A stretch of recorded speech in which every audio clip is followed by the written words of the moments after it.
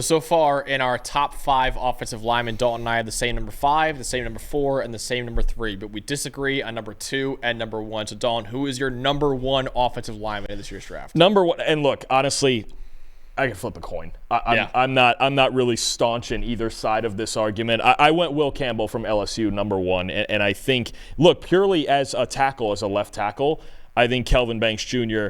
could eventually be better, or maybe even better right now. But Campbell, the fact that he's so just mentally adept when it comes to protections and everything that goes along with the mental side of playing offensive line, and the fact that he gives me options, right? We've talked about and mentioned, okay, maybe as a guard because of the arm length, but we still feel like he can be really good, right? Trevor's even mentioned him at, I think this guy could play center and be an elite center. Yeah. That's fine. Look, if he's just a great offensive lineman, fantastic. I do think Kelvin Banks, I would like him to stay at tackle. That's just me personally. I think he can do it. But the fact that Campbell gives me options is kind of a tiebreaker here. Really, for me, it's kind of 1A and 1B. This is so close, slightly different skill sets, slightly different builds.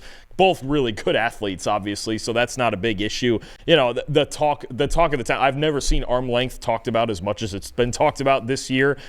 Maybe I'm just new to that game or what. But look, Campbell, he's a strong player. He's been doing it since his true freshman year. Really smart, can adjust on the fly, finds work when he's not occupied, gets to the second level, an absolute mauler. When he gets you on the sled, well, you have a problem. And look, I would have liked to have seen more diversity when it comes to LSU's run game. That's a whole different argument we'll have later. But when he does get guys on the sled, his legs, man, oh man, his legs can put you on your ass. I mean, that's just where it's at with Will Campbell. I think you mentioned it. The length is one thing. I think his hand setup in pass protection sometimes can be a little bit low, and he can have trouble dealing with more powerful defenders. I go back to matchups with Jared Verse at Florida State, or even say a Chris Braswell from Alabama, guys who are a little bit more power rushers that he's got to deal with. But as far as finesse and footwork, and I think even lower body strength, man, I don't have a huge problem with it. And I know some people talk about, too, the high stance that they teach at LSU, and I think the adjustment to the NFL is not going to be that hard for Campbell, and he gives you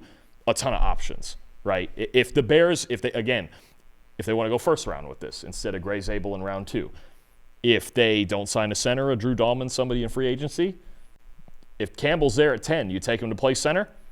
Yeah. It's a thought. The fact that you have that option, because you're not going to do that with Banks. Mm-mm. That's not going to be a thing with Kelvin Banks. So the fact, I think, look, to me, they're like this. These two are so tight. They're a little bit different. The fact that Campbell gives me more options is a tiebreaker, but they're both fantastic players, and I absolutely love them. I'm with you. I think it really is a coin flip between the two of them. I mean, this is a guy, Will Campbell, who started at left tackle since his true freshman season at LSU. He actually has the patch of number 7 on his jersey. So the number 7 at LSU is obviously very, very famous. All the best players that had played at LSU wear that number. He can't officially wear that number as an offensive lineman. It's not legal in the NCAA rulebook, but they gave him the patch and saying, hey, if he could, he would wear number 7 because he's that kind of leader and that kind of player for LSU.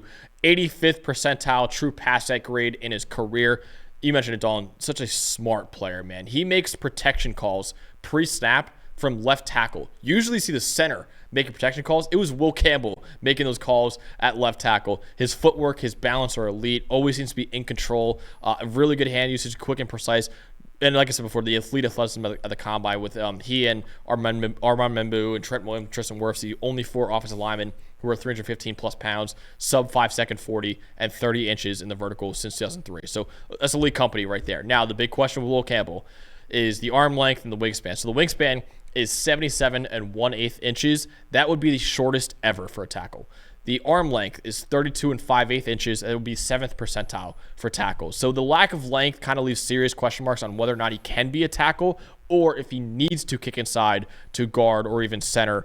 And also his length, it shows up in the run blocking a little bit. He kind of plays out on his toes a little bit too much against the second level guys. Not the most flexible guy either. Sometimes struggles to protect his outside shoulder.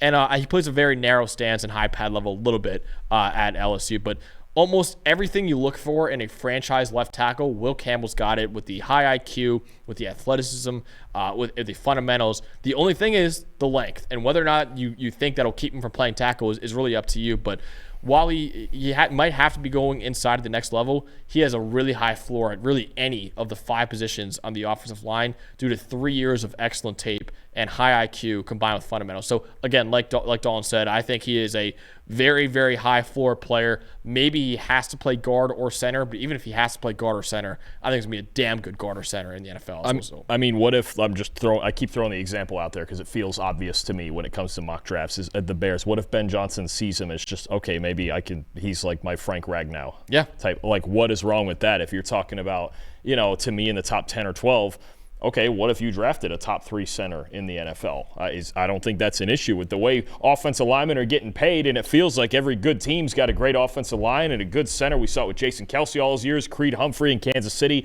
He's one of the most valuable players in football. I think about Tyler Linderbaum, right, in Baltimore. It's valuable. I know that the flash and the glitz and glamour is all about tackles, but at a certain point, I think what the right teams do is just get 5 really talented offensive linemen, and they can figure it out if they're of that caliber. So I think, again, if you have Banks, cool. You do. I mean, I get it. We'll talk about Kelvin Banks here, but Campbell giving me options, I think you're just talking about a really darn good offensive lineman as opposed to – I think we're getting more and more away from this guy has to play this one spot, right? Get talent in the room, figure it out. Because there aren't enough good offensive linemen to go around for everybody in the NFL. So if you just keep stacking them and figure it out, they will be good. Absolutely. Hey, thanks for watching another episode of the PFF College Football Show. Please make sure you guys subscribe to the channel. Also, subscribe to PFF Plus at subscribe.pff.com for all of the same data and grades that we use in our show, plus fantasy tools, betting tools, and our mock draft simulator.